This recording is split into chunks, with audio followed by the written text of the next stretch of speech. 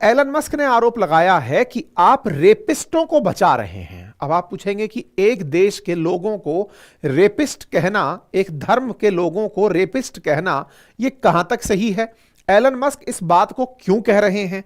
तो भाई साहब, ऐसे में एलन मस्क की डिमांड तो यह तक हो गई है कि स्टारमर को जेल भेजो, क्योंकि यह वो व्यक्ति है जो अपने इस्लामोफोबिक रिमार्क के चलते कि दुनिया कहीं इसे इस्लाम से डरने वाला ना कह दे, इससे बचने के लिए यह मुसलमानों को और पाकिस्तानियों को सजा नहीं दिलवाना चाहता। तो इस तरफ से कीर स्टारमर अपने आप को कह रहे हैं कि एलन मस्क हमारे खिलाफ झूठ बोल रहे हैं, ऐसा कुछ नहीं है। तो अब अल्टीमेटली मामला यह निकल कर आता है कि कहानी है क्या जिसके चलते स्टारमर एलन मस्क पर भड़क रहे हैं और एलन मस्क स्टारमर पर भड़क रहे हैं। और वो इतना भड़क चुके हैं और वो ये कहते हैं कि भाई साहब, इस पर पूरी तरह से वोट बैंक की कहानी है और स्टारमर को सजा होनी चाहिए, प्रिजन मिलनी चाहिए। लेकिन इस प्रिजन की कहानी में ये लड़कियों की तस्वीरें क्या कर रही हैं, बस यहीं से सारा कहानी शुरू होता है।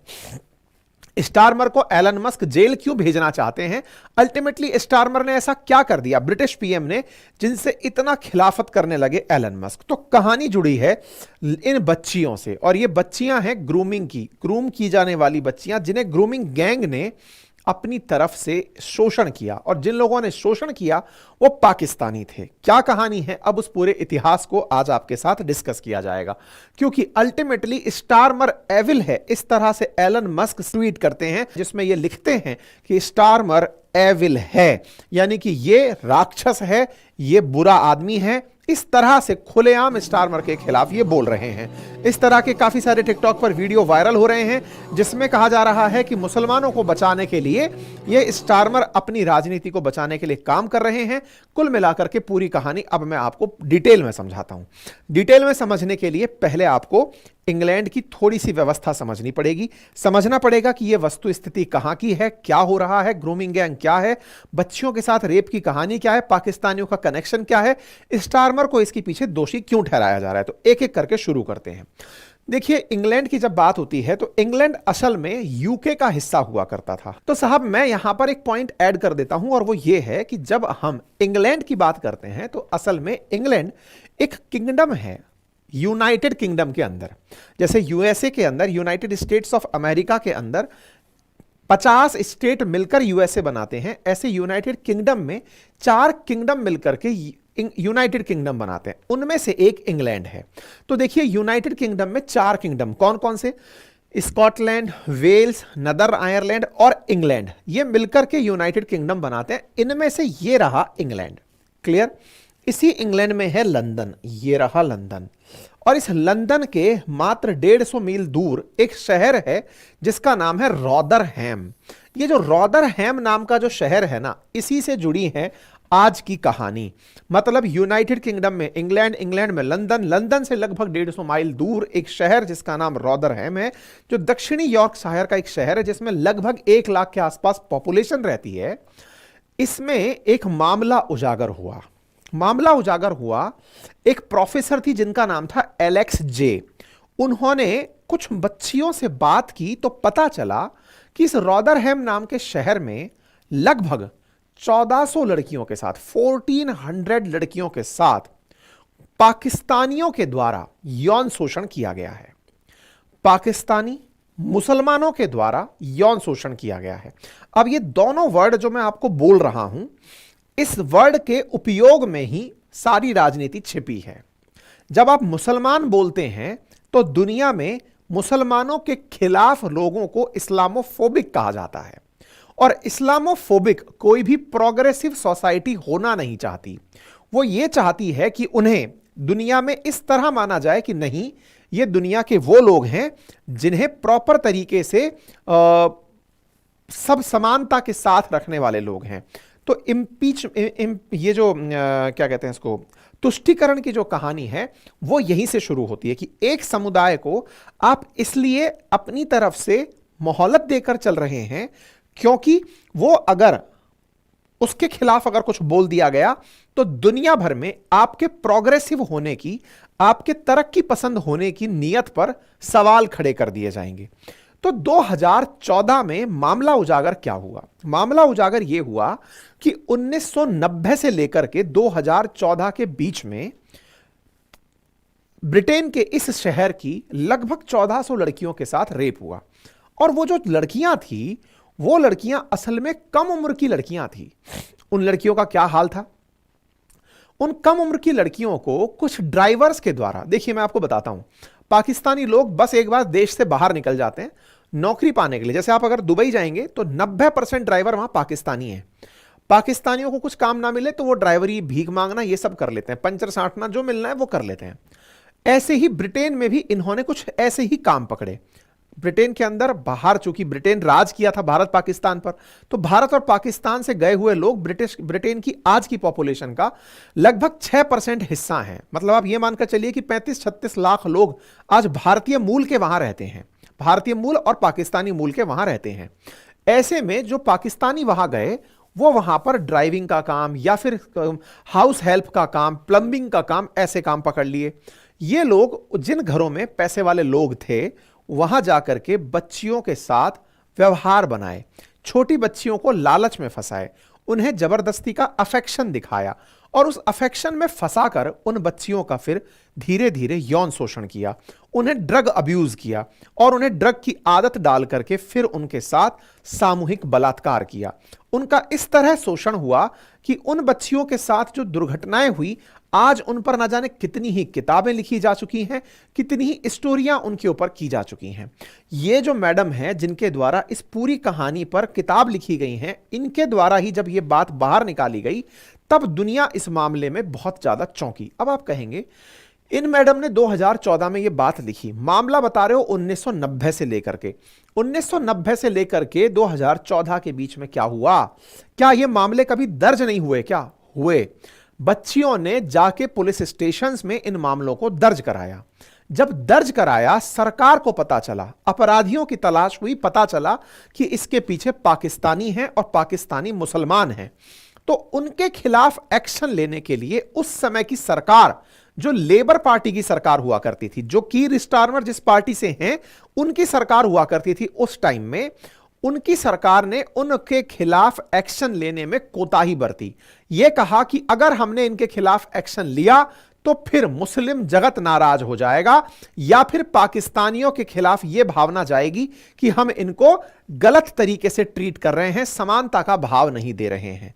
बस इस बारे में आज तक, उसके बाद जो कंजर्वेटिव पार्टीज आई शासन में, ऋषि सुनक जैसी जो पार्टियां आई, ऋषि सुनक जब पीएम बने, तो इन सभी पार्टियों ने इस मसले को खूब जोर शोरों से उठाया कि उस दौरान जब आपके सामने इतने लोगों की शिकायतें आई थी तो आपने कुछ क्यों नहीं किया। तो आज भी जो कीर स्टारमर हैं, ये उस समय पर सरकारी सबसे बड़े वकील थे उस समय की पार्टी के, जिस समय ये यौन शोषण हो रहे थे, बच्चियां अपनी रिपोर्ट्स दर्ज करा रही थी। इन्होंने किसी को भी उस दौरान सजा नहीं दिलवाई, क्योंकि पाकिस्तान और इस्लाम के खिलाफ ये अपनी पार्टी की गलत इमेज नहीं जाने देना चाहते थे। गलत इमेज, जैसे बाइडेन अपने देश में प्रवासियों को इसलिए आने देना चाहते हैं ताकि उनके पास अपनी जो इमेज सेक्युलर की है वो बचाए रखने का लाभ रहे, बिल्कुल वैसे ही कीर स्टारमर की जो पार्टी है वो अपनी इमेज को बचाए रखने के लिए, लेबर पार्टी, कि हम मुसलमान हितैषी हैं और हम इस तरह से इन लोगों के साथ में रहना चाहते हैं। इसी बात को लेकर के इन मैडम ने, एलेक्स जे ने जो अपनी रिपोर्ट लिखी, उसमें यह कहा कि इस समय की सरकार ने अपने आप को नस्लवादी होने से बचाने के लिए, कि कोई उन्हें यह ना कह दे कि ये रेसिस्ट हैं, ये मतलब इस तरह से इस्लामोफोब को, मतलब फोबिया को बढ़ावा दे रहे हैं, इस कारण से इन्होंने इस मसले को नहीं उठाया। जब नहीं उठाया तो भाई इस मामले को कोई तो उठाएगा।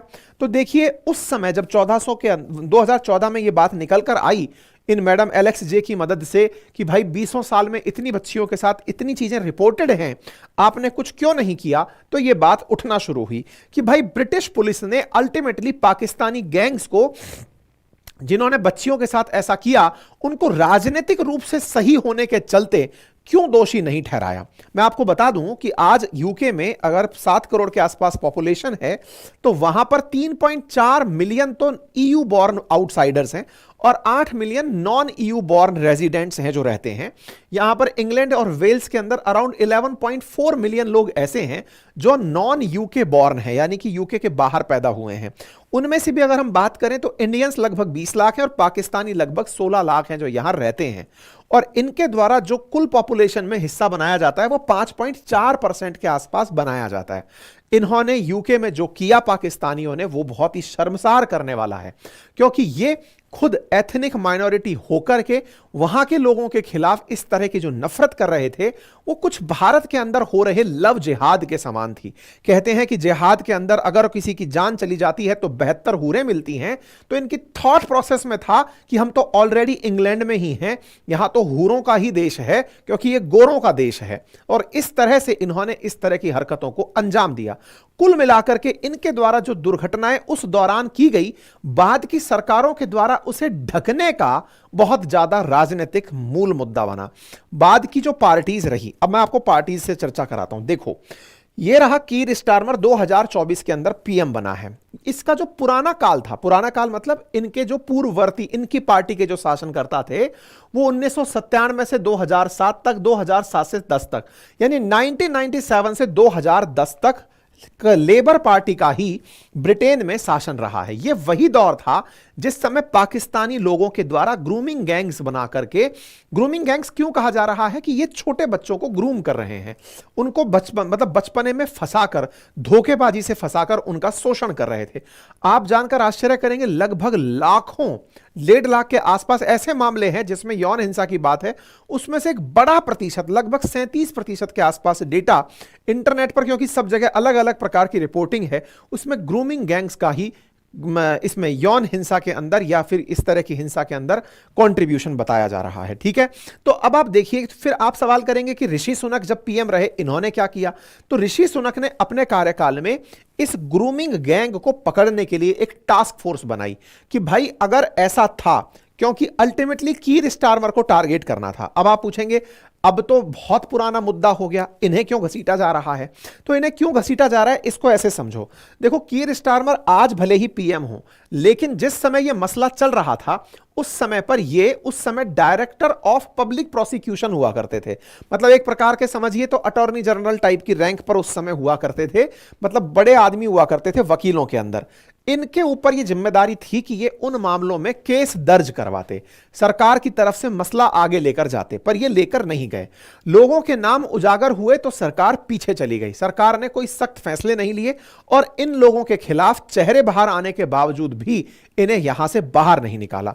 ऋषि सुनक जब पीएम बने तो उन्होंने इस काम के लिए कि राजनीतिक रूप से सही होने के लिए तुष्टीकरण जो अपनाने का काम किया, उस समय की लेबर पार्टी ने, ऋषि सुनक ने अपनी सरकार बनने के बाद इनके खिलाफ एक्शन लिया। और एक्शन लेते समय उन्होंने एक टास्क फोर्स गठित की जो कि ऐसे ऑफिसर से बनी थी जो कि चाइल्ड अब्यूज से पीड़ित जो लोग हैं उनकी ही मदद करती, या फिर चाइल्ड अब्यूज से जो पीड़ित हैं, चाइल्ड अब्यूज हो चुके हैं, उनके साथ बातचीत करने में जो महारत हासिल की थी, ऐसे लोगों की टीम बनाई, साथ में मैंडेटरी रिपोर्टिंग करी और तमाम प्रकार के इन्होंने प्रयास शुरू कर दिए जब ऋषि सुनक पीएम बने। लेकिन नस्लवाद के डर से अपराधियों को बचाने का जो स्टारमर का प्रयास था या उनकी पार्टी का प्रयास था, वो हाल ही में फिर से उजागर हो गया जब यह हुआ कि जब ऋषि सुनक या सुलेवा ब्रेवरमैन की सरकार चली गई, तब इन लोगों ने उन जांचों को ठंडे बस्ते में डाल दिया। मैं आपको बताऊं कि सुलेवा ब्रेवरमैन जो कि ब्रिटेन के अंदर थी, ब्रिटिश पार्लियामेंट के अंदर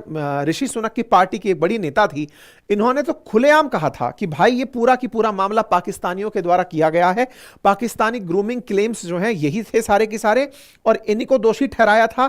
लेकिन सरकार बदली, सरकार बदलते ही जो टास्क फोर्स ने जितने लोग गिरफ्तार किए थे, 32 लोग दोषी ठहराए गए। उतने सारे लोगों में से उन सबको तुरंत मामले के अंदर स्टारमर की पार्टी ने बचा दिया। तो लेबर पार्टी ने तुरंत इस मामले को, अपनी इंक्वायरी को बंद करवा दिया। 2 जनवरी 2025 की खबर है, Labour reject call for Oldham grooming gang inquiry, और ये इससे किनारा कर गए। तो मतलब सोचने की बात यह है कि ऋषि सुनक या उस समय की सरकार ने या इतनी सारी रिपोर्टिंग्स ने जिनके बारे में बच्चों के क्लेम्स हैं, किताबों में जानकारी हैं, उनके द्वारा उठाए गए जितने भी मामले थे, उन मामलों को जैसे ही नए पीएम बने उन्होंने उन मामलों को फिर से ठंडे बस्ते में डाल दिया। बस इनका ठंडे बस्ते में डालना हुआ और उधर की तरफ से एलन मस्क का भड़कना हुआ कि यार गजब आदमी हो, बच्चियों के साथ इतना गलत हुआ और तुम कुछ बोल नहीं पाए, इसका मतलब दाल में ही काला है, तुम कहीं ना कहीं वोट बैंक की राजनीति कर रहे हो। यानी जैसा हाल ट्रूडो को हुआ था वैसा ही हाल तुम्हारा भी होगा स्टारमर, क्योंकि ट्रूडो सिखों को बचाने के लिए, जो खालिस्तान की मांग कर रहे थे, उनको बचाने के लिए गलत राजनीति कर रहे थे, भारत के सिखों में और कनाडा के सिखों में रिफ्ट पैदा कर रहे थे, भारत की जो सिख कम्युनिटी इतनी नेशनलिस्ट है उसको भारत के खिलाफ भड़काने का प्रयास कर रहे थे। तो ट्रूडो को जाना पड़ा। और ऐसे ही स्टारमर, तुम मुसलमानों को बचा रहे हो, क्यों बचा रहे हो? क्योंकि तुम्हारी इमेज खराब ना जाए, तुम्हारा वोट बैंक ना बिगड़े। बस इसी के ऊपर एलन मस्क भड़क गए और एलन मस्क ने इस बात को लिख करके ही कहा कि क्या यह अभी भी हो रहा है। और ऐसे में स्टारमर पर इन्होंने तमाम प्रकार के प्रश्न खड़े करते हुए कहा कि यह आदमी ही राक्षस है, ये एविल है, और इससे अब यूके के लोग कैसे निपटते हैं, इसके लिए एलन मस्क का ट्वीट अपने आप में बहुत मायने रखता है। तो एलन मस्क मायने रखते हैं या नहीं, इसके बारे में तो मैं इतना कह सकता हूं कि चूंकि ट्विटर का हाल उसके हाथ में है, भाई ने एक अमेरिका की सरकार बदल दी, बाइडेन हटा दिए, दूसरी तरफ ट्रूडो हटा दिए, तो अब देखना है कि यूके के अंदर उनका क्या इंटरफेरेंस होता है। बाकी आपको इस विषय पर क्या लगता है ना, वो आप अपनी राय जरूर कमेंट बॉक्स में बताएं।